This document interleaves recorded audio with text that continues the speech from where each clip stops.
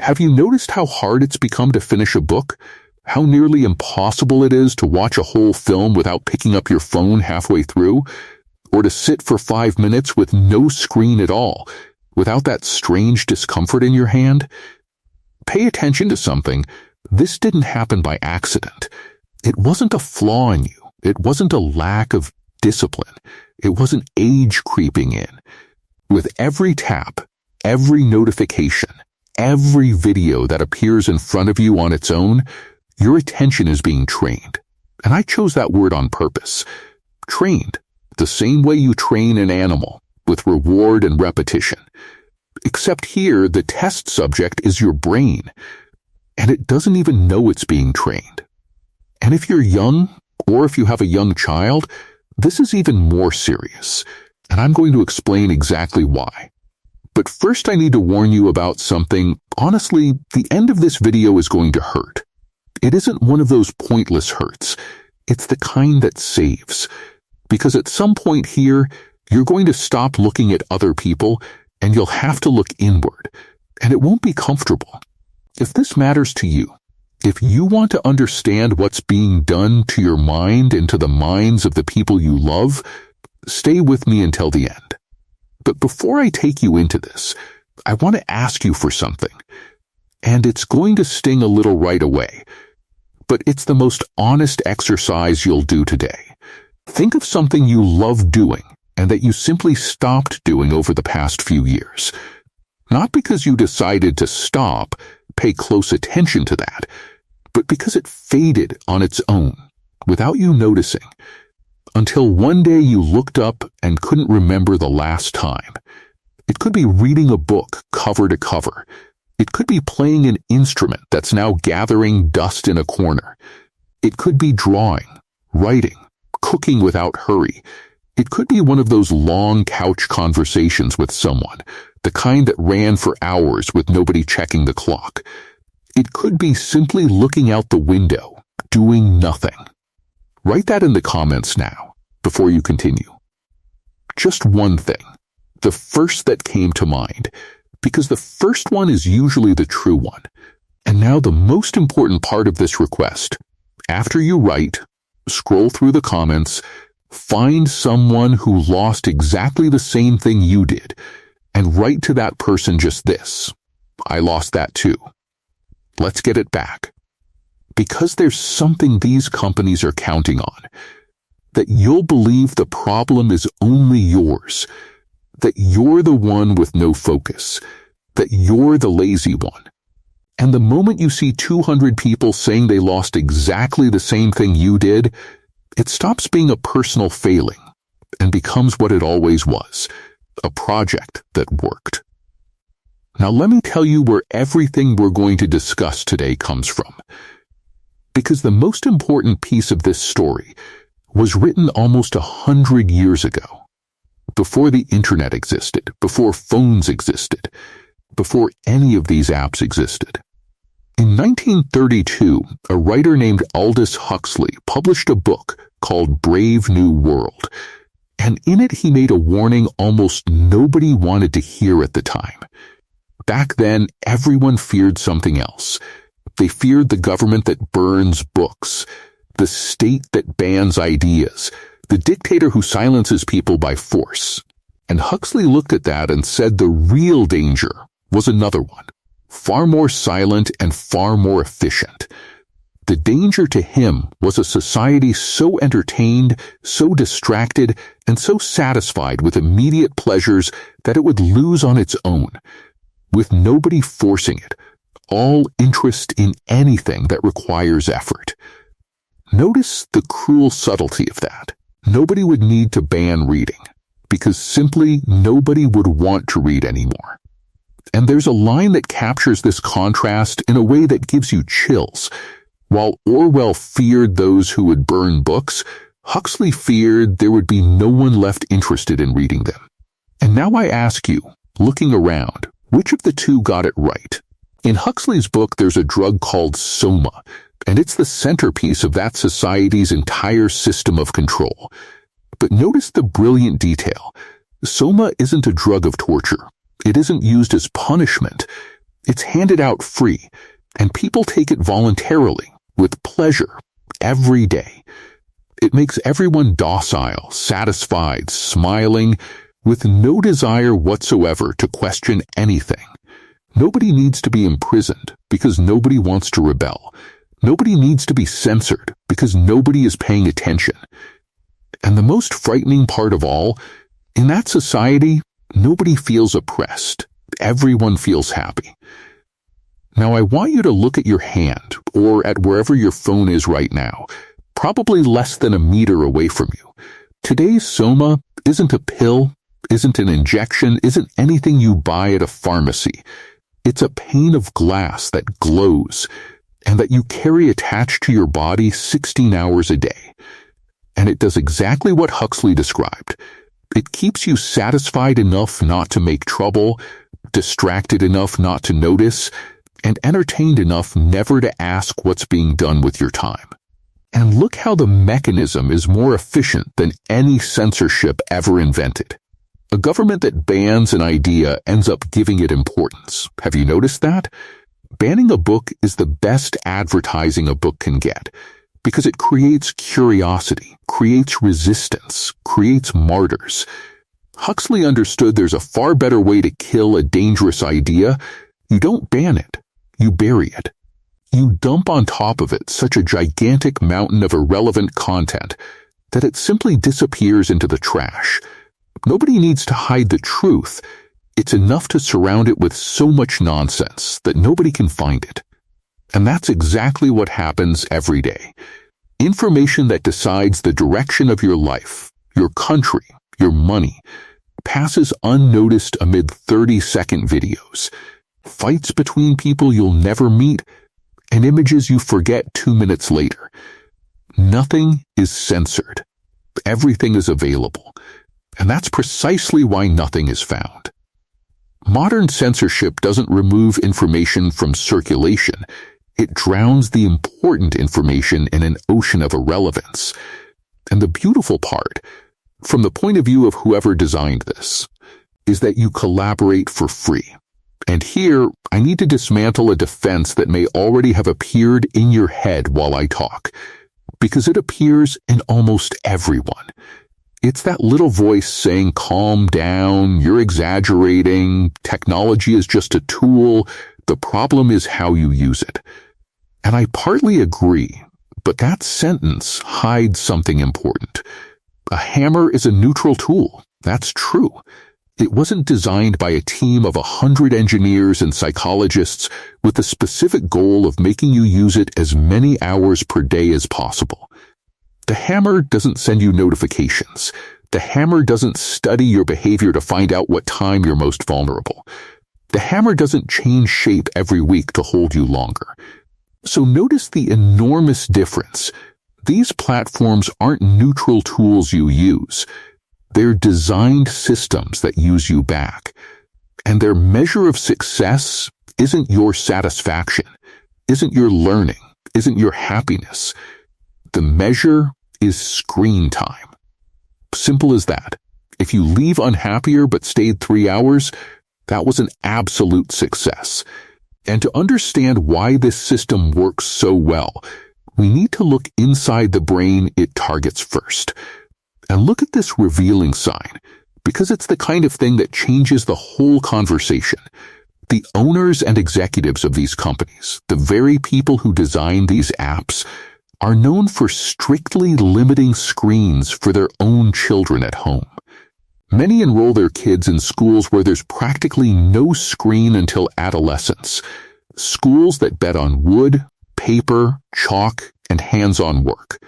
Steve Jobs, in a famous interview, said his own children hadn't used the iPad he himself had launched. Think about the size of that for a second. These people know the product from the inside, know the engineering of it, know exactly which button was built to hook you, and they choose to keep it away from the people they love. That isn't merely hypocrisy, it's a confession. It's like the owner of a cigarette factory who doesn't let anyone smoke inside his own house. They know what they're selling. And they know this weapon was made to be used on other people's children, never on their own.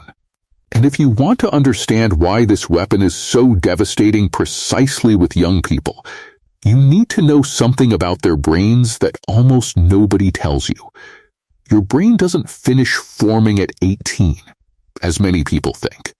Researchers estimate it keeps maturing until around 25, and the last region to be completed is precisely the most important one for everything we're discussing here: the prefrontal cortex.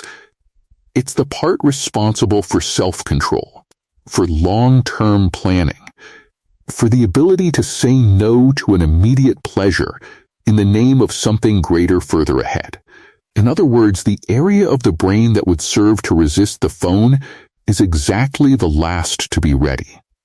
Now pay attention to what happens during this phase, because this is where it hurts. In these years, the brain does something called neural pruning. It strengthens the connections that are heavily used and discards those that are barely used. It's literally a decision process about what stays for life and what goes away forever. It's like a garden being designed, where what's watered grows and what's ignored dries out. And it was precisely during this phase, into this brain under construction, that we placed the most powerful instrument of distraction humanity has ever invented. And I want you to understand the scale of imbalance in this contest, because it isn't a contest, it's an ambush. On one side, you have a 15-year-old with a prefrontal cortex still under construction, with hormones boiling, with an enormous biological need for belonging and peer approval. On the other side, you have entire teams of engineers, designers, and behavioral scientists, some of the best paid minds on the planet, whose full-time job is to figure out how to hold that teenager's attention for as long as possible. They test colors. They test the exact waiting time before showing a result. They test what hour to send the notification. They test which word makes you tap the screen. They run experiments on millions of people at once and learn from every tap you make. And then we look at that kid who can't put the phone down and say he's lazy, that he lacks discipline, that in our day it was different. It isn't a failure of character. It's that nobody, not you, not me, not him, was built to beat a system designed like that on their own. And the mechanism they exploit isn't new. It's ancient. It's the same one that made our species survive, the search for reward. Every time you get a like, a message, a new video that pleases you, the brain's reward circuits are activated, and dopamine takes part in that process, reinforcing the urge to repeat that behavior. So far, that's nature. It's how we learn to seek food and company. The problem is the dose and the frequency. In nature, these rewards are rare, they cost effort, they take time. You hunt, you plant, you wait. On a screen, they arrive every few seconds, infinitely, with no effort at all. And here's the perverse effect. When you bombard a brain, especially a young brain, with that kind of stimulus all the time, the level of intensity it needs in order to feel good rises. It rises a lot. And then real life, which used to be the norm, starts to feel insufficient. Because reality is slow. Reality has no cuts. Reality doesn't hand you a reward every 3 seconds. A conversation takes time. A book takes time. Learning takes time. And a brain calibrated on infinite stimulation begins to reject everything that takes time. And here it's worth understanding a piece of engineering almost nobody notices. But that explains why it's so hard to stop. Infinite scroll. Think about something simple. A printed newspaper. It ended. You reached the last page and the object told you, physically, that it was over. The show ended. The program ended. The book ended. Every medium of communication in human history had an ending built in. And that ending was the natural moment when your mind decided whether to continue or stop. Now notice, with infinite scroll, that moment never arrives. There's no last page. There's no end of the content. And that isn't an accident or programmer laziness. It's a deliberately designed feature. And the very person who created it has publicly said he regrets inventing it. What it does is remove from you the one thing you had left, the decision point. As long as there's no ending, you never decide to continue, you merely fail to decide to stop, which are completely different things. And that's why you look at the clock and 40 minutes have passed that you never chose to spend. It wasn't a lack of willpower. It was an environment built so the choice would never appear. And I need to be precise here, because this is the kind of subject where many people exaggerate and end up losing credibility. Research with adolescents who show problematic smartphone use has observed differences in brain measures and associations with anxiety. And several studies point to correlations between high screen time and worsening attention, sleep, and mood. Correlation isn't the same as cause, and anyone who promises you absolute certainty about this is going beyond what's known. But notice that you don't need any study to verify the main effect, because it's observable in your own home tonight. Try reading 10 pages without touching your phone. Try watching a whole film without pausing. Try standing 15 minutes in a line without unlocking the screen. If that causes you physical discomfort, an itch, an urgency, you've just run the experiment on yourself. And the most serious outcome of all isn't even the distraction itself. It's what the distraction killed along with it. Because there's a mental state that has practically vanished from modern life. A state that seemed useless and was in fact the most fertile of all. The state that died is called boredom. And I know that word has a terrible reputation. We grew up hearing that boredom is bad, that a bored child is a problem, that idle time is wasted time. And I've come to tell you that this is one of the biggest lies our era tells. Boredom was never your enemy. It was your laboratory. When the brain stops receiving external stimulation, it doesn't shut down. And that's what almost nobody understands. It changes modes. There's a network of regions researchers call the default mode network, and it activates precisely when you're not focused on anything specific. And what it does in that time is extraordinary. It connects experiences that were loose, organizes memories, creates new associations, and works in silence on the problems you couldn't solve consciously. It's there. In that apparent nothing, that creativity happens. It's there that your identity forms, because it's the only time you're alone with your own thoughts long enough to discover which of them are truly yours. And when the screen kills boredom, it kills that entire engine room along with it. And you have proof of this in your own life? Just look. Think of the best ideas you've ever had. The ones that solved something. The ones that made you sit up and say that's it. Where did they appear? I'd bet almost none appeared while you were scrolling videos. They appeared in the shower, on a walk, washing dishes, driving alone on a familiar stretch of road, looking out a bus window. In that moment before sleep, when the light is already off and you haven't drifted away yet. And notice that all those moments have exactly the same characteristic. They're moments when your brain was free, with no external stimulus pulling at it. Now take an honest inventory. How many of those moments are left in your week? The shower got shorter. The walk became a walk with headphones and a podcast. The dishes became dishes with a video propped against the sink. The bus became a screen. And the moment before sleep, which was the most fertile of all, became half an hour of scrolling in the dark. We didn't just lose time. We paved over, one by one, every piece of ground where ideas used to grow. And with children, this is even more serious, because they never got to know that state at all. A child today can no longer look out the car window on a trip. nor wait 10 minutes in a waiting room without a screen in hand. And it isn't that they don't want to be bored, it's that they never learned how it's done. Being alone with your own thoughts is a skill, and like every skill, it has to be trained.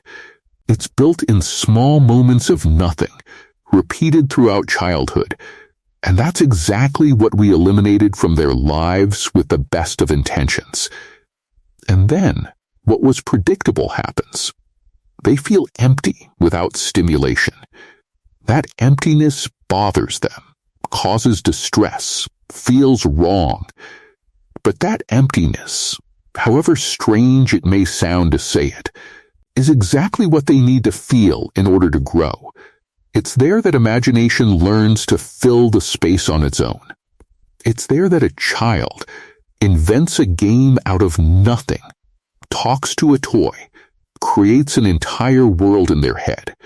When you fill that emptiness with a screen every time it appears, you aren't relieving their discomfort. You're preventing the development of a capacity that would have served them for life.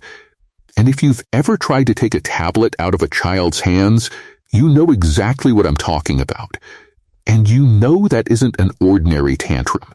A tantrum over a toy passes in 5 minutes with any distraction. That is something else. It's a desperate reaction with altered crying, with intense irritation, sometimes with aggression, and with an enormous difficulty in returning to normal afterward. Specialists observe in that kind of reaction patterns resembling those of other behavioral dependencies, with irritability and anxiety in the absence of the stimulus. And what that reveals is the saddest part of all. The screen has become the only way these children know how to handle their own frustration and their own anxiety. They didn't develop another tool because they never needed to. And so, without noticing, we outsourced the emotional formation of our children to companies with a single declared objective, which is to hold their attention for as long as possible. And the result of that doesn't stay in childhood. It spills into school, into work, and into an entire life. And that's when it stops being an individual problem and becomes a problem for all of us. Inside schools, a collapse is happening that almost nobody has the courage to admit out loud. And it has a name. Deep reading is disappearing. And I need to explain the difference, because it's subtle and it's everything. There's surface reading, in which you recognize the words, understand isolated sentences, and grasp the general subject. And there's deep reading, which requires you to follow a complex line of reasoning across hours. Hold in memory what was said in the previous chapter. Catch the irony. Understand what's implied. Disagree internally. And keep reading. They're two different skills, and only the second one changes who you are. The problem is that a brain trained by the screen no longer reads that way. It scans. It hunts for keywords, skips lines, looks for the summary, seeks the quick reward of the conclusion. It's exactly the behavior the screen taught, applied in the wrong place. And the result is an entire generation that recognizes letters perfectly, but freezes in front of a dense text, a poem, an official notice, and even an employment contract that will define the next years of their life. And here I need to show you why this stops being a school matter and becomes a matter of collective survival. A people that has lost the ability to pay attention has lost along with it the ability to follow a line of reasoning to its end. And here's the problem. Practically no important question in real life fits into 15 seconds or into a catchy phrase. Economics doesn't fit. Public health doesn't fit. Education, security, foreign policy, none of it fits. All of these require context, require comparison, require you to hold two contradictory ideas in your head at once before deciding. They require time. But whoever has been trained to consume everything in a few seconds begins to automatically reject any idea that demands mental effort, and not out of stupidity, but out of habit. And then a silent and dangerous substitution happens arguments are traded for slogans, headlines come to be worth more than the facts they poorly summarize, and opinions come to be formed before any understanding exists. The person already knows which side they're on before understanding what the question is. And a people that can no longer think deeply becomes easy prey. And that isn't a figure of speech. It becomes prey to any narrative too simple for a complex problem, wherever it comes from. Because when the brain is tired and untrained, the simple explanation is irresistible, even when it's false. It's far more comfortable to believe there's a single obvious culprit for everything than to hold the real complexity of a problem with 7 intertwined causes. And notice the complete machinery. The same platforms that trained your brain to reject complexity are the ones that later hand you the simplified content your brain now prefers. They created the hunger, and they sell the food. And the gravest part is that this needs no conspiracy to work. It only needs a system that rewards whatever holds attention. And what holds attention is always the most outrageous, the most simple, and the fastest. Nobody needs to deceive you on purpose. It's enough to give you exactly what you can no longer refuse. And that's why Huxley remains more current than Orwell, year after year. And here's the final result of all this, and I ask you to hear it carefully. A generation increasingly passive, hostage to algorithms that decide what it consumes, what it desires, and over time, even how it sees the world. Because your worldview isn't born from nothing.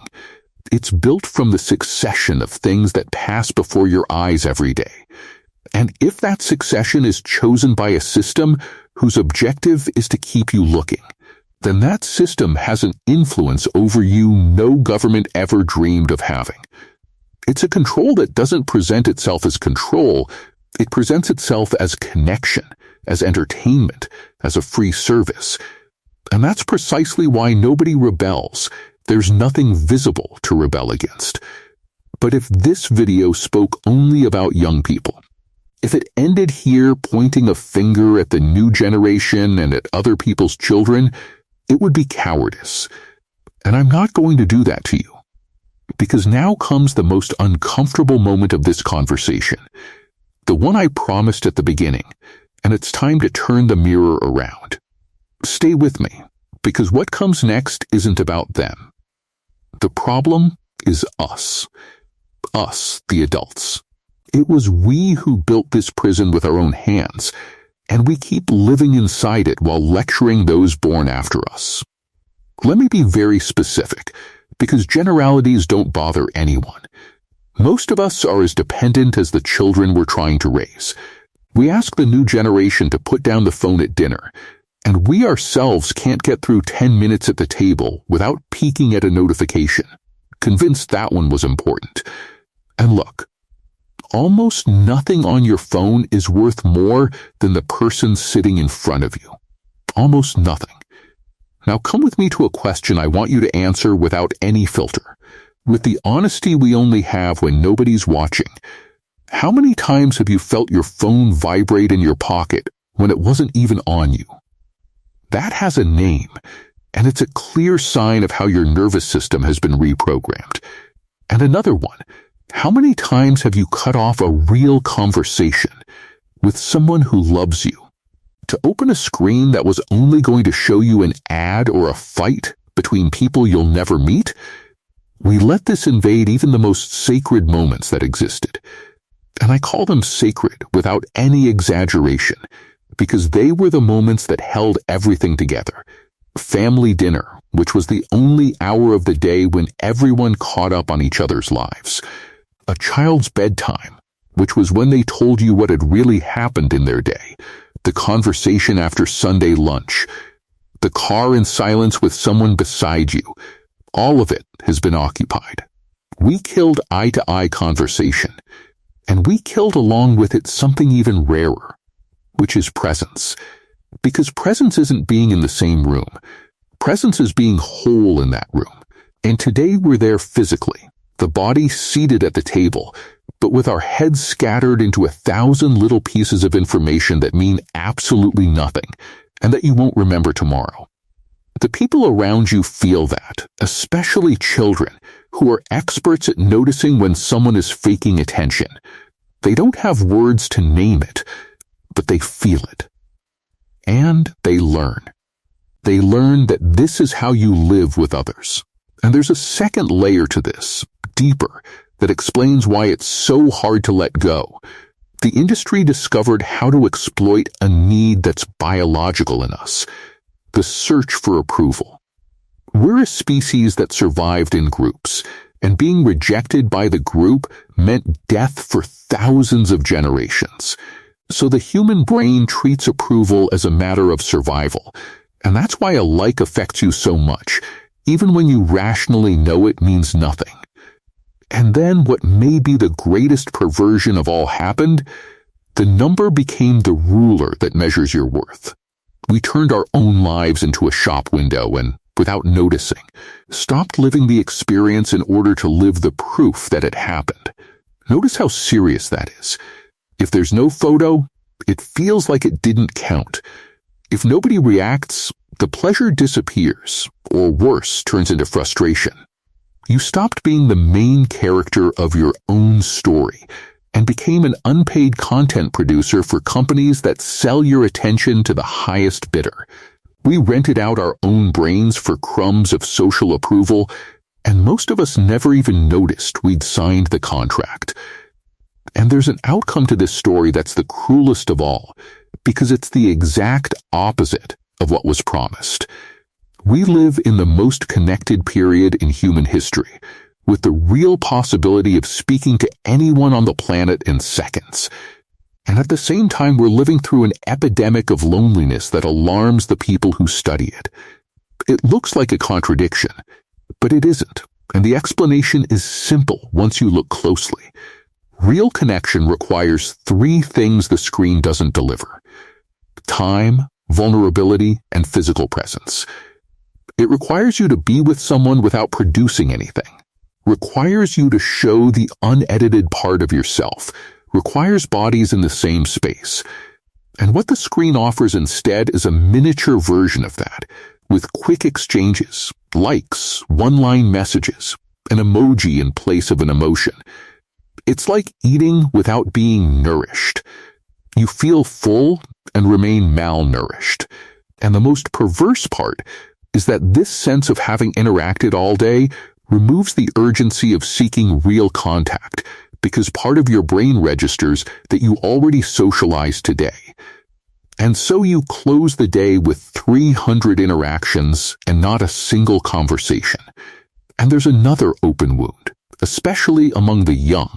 And it comes from a mechanism that's simple to understand and devastating to live: constant comparison with edited versions of other people.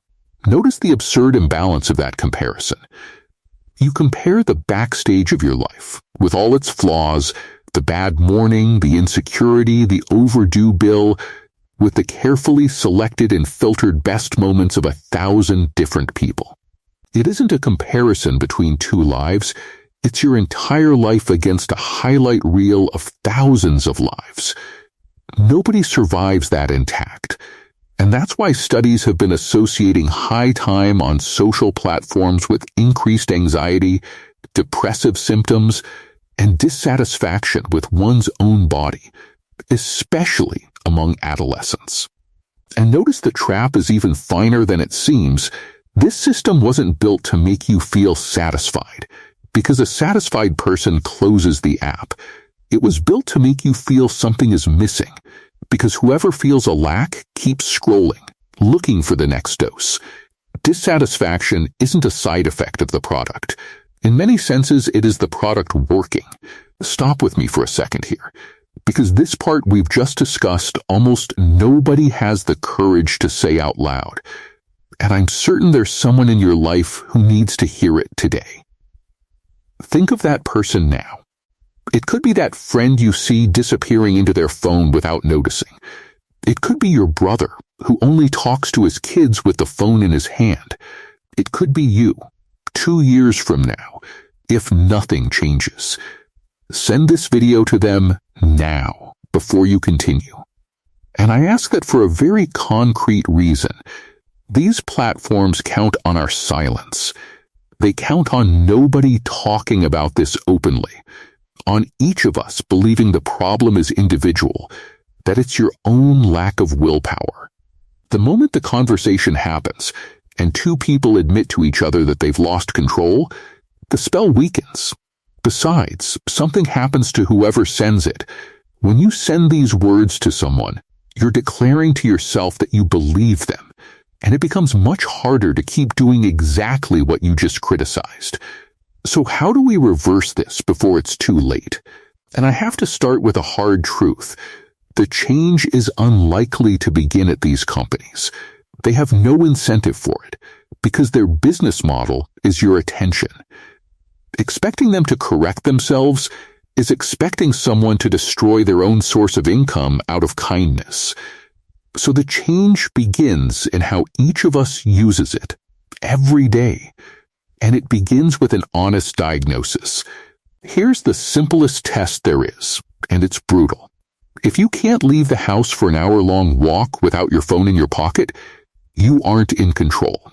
You don't have to like the word, you don't have to label yourself, but accept the fact. Because only after accepting the problem can you build any real solution. And the self-deception here is enormous. Everyone thinks they can stop whenever they want, exactly as happens in every dependency. So take the test before disagreeing with me. Go out tomorrow to walk for an hour with your phone left on the table, and pay attention to what happens inside you in the first 10 minutes. And the way back has a simple logic. You need to train attention like a muscle that's been idle for years. And nobody who hasn't trained in years starts by lifting the maximum weight. So forget the idea of quitting everything at once, because that fails in 3 days and leaves you feeling it's hopeless. Start by creating zones where technology simply does not enter, and defend those zones rigorously. The first is the dining table. Every meal, no exceptions and no negotiation. The second is the bedroom. Because sleep is sacred and it's the foundation of everything else, leave the phone charging in another room and buy a cheap alarm clock. That alone can change your life in 2 weeks. The third zone is time with the people you love. And here it isn't about quantity, it's about quality. 1 whole present hour is worth more than an entire afternoon beside someone with your head elsewhere. Notice that none of these things requires heroic willpower. It requires only changing where the object sits. Because self-control isn't about resisting the impulse all day. It's about arranging the environment so the impulse shows up less.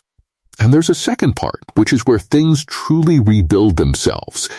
You need to seek out activities that demand exactly what the screen will never give you, which is patience with frustration and the capacity to wait for a reward. Learning a manual craft, the kind where you fail a lot before you succeed. Running, swimming, cycling, and feeling the body complain. Reading a physical book to the end, even finding it dull in the first 3 chapters. Because crossing that initial boredom is precisely what rebuilds the skill. Planting something and waiting weeks to see it happen, which is practically therapy against the era of instant reward. Cooking without hurry. Fixing something broken. Notice what these activities have in common. Their result isn't a click. It's an accumulation of real hours of dedication. And most importantly, they give you back something the screen hijacked, the experience of slowly getting better at something. Because the satisfaction of having become good at something after months of effort is of a completely different nature and infinitely more lasting than any like you've ever received. And if you have children, I want to leave you concrete things. Because principle without practice changes nothing, and I don't want this video to become just a pretty reflection. First, delaying is the most powerful strategy there is. and it's the one the executives themselves use with their own kids. Every extra year without a personal screen is an extra year of a brain building other skills first. Second, screens out of the bedroom. Always, no exceptions. Because the bedroom is where unsupervised solitude happens and where sleep gets destroyed. Third, no screens at meals. And that rule applies to you first. Because children don't obey speeches, they copy behavior. Fourth, don't use the screen as an emotional sedative. Because every time you hand over the tablet to make the crying stop, you teach that discomfort is solved with stimulation, and that lesson will hold for their entire life, including adulthood. And fifth, the hardest and most important, give them the right to be bored in front of you, without rushing to fix it. They'll complain, they'll say there's nothing to do, and it'll be uncomfortable for you too. Hold, on the other side of that discomfort is where their imagination lives. And we need to remember something that seems obvious and that we've slowly been forgetting. The real world has smell. It has texture. It has temperature. It has real pain. And it has a beauty no screen can copy, however sharp the image gets. The smell of rain arriving doesn't fit in a video. The weight of a child asleep in your arms doesn't fit. The warmth of a mug in your hands on a cold morning doesn't fit. We started living a reduced version of reality, flattened into 2 dimensions, and called it being connected. So we need to give ourselves back the right to be bored, because that's exactly where we find ourselves again, and stop being just another number on some company's engagement spreadsheet. And if we don't change course, the future will be exactly the one Huxley imagined. People isolated inside their own glass bubble, taking digital soma in ever larger doses, while the capacity to think is set aside from disuse. A people that loves its own prison because it finds it entertaining. And perfect control never needed force. It only needs to seduce you until you forget who you were before all of this. And now I want to come back to what I asked of you at the very beginning, because only now do you understand the size of that gesture. Remember I asked you to write in the comments something you loved doing that faded away on its own? If you wrote it, look at what happened. You just identified, precisely, what was taken from you. Not a generic complaint about modernity, but a specific thing, yours, with a name. And a thing that has a name can be reclaimed. If you haven't written it yet, go down and write it now, because this is the gesture in this video with an immediate practical consequence in your week. And then do the second part, which is the one that actually changes something. Find someone who lost exactly the same thing you did, and write to that person just this: I lost that too. Let's get it back. Because down here, right now, there are hundreds of people who stopped reading, who put down an instrument, who gave up drawing, and each of them believes the problem is individual and their own fault. When you find each other, it stops being a personal failure and becomes what it always was, a very well-executed project, and now an identified one. So let me gather up everything we crossed through today, because it was heavy and I want you to take it organized. Huxley warned almost 100 years ago that the danger wouldn't be prohibition. It would be voluntary distraction. And we arrived exactly there, with soma turned into a pane of glass we carry willingly. Then we saw why this contest was never fair. A brain still under construction, with self-control as the last piece to be finished, against teams of specialists paid to capture attention.